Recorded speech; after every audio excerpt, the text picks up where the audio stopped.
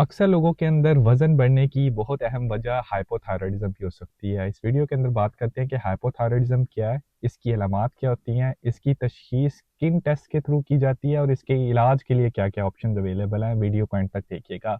हाइपोथायराइडिज़्म basically एक ऐसी condition है जिसके अंदर आपके जिस्म के अंदर जो थायराइड हार्मोन है, उसके लेवल्स में कमी आना शुरू हो जाती है। थायराइड हार्मोन आता कहाँ से है? थायराइड हार्मोन थायराइड ग्लैंड से आता है और ये थायराइड ग्लैंड आपके गर्दन में इस जगह पे मौजूद होता है।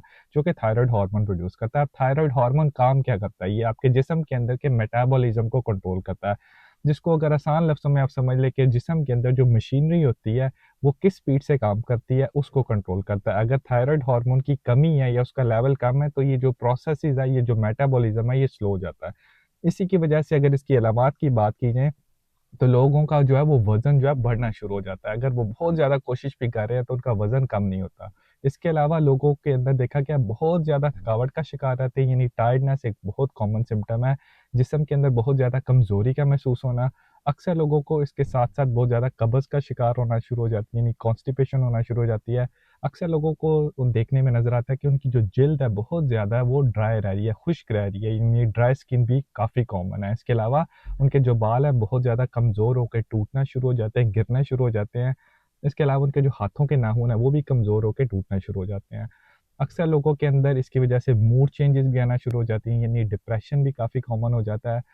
अक्सर लोगों के अंदर देखा गया है कि इससे जो उनकी सेक्सुअल डिज़ायर है वो भी कमी हो जाती है। ख़वातीन के अंदर उनके जो पीरियड्स हैं वो इर्रेगुलर हो जाते हैं।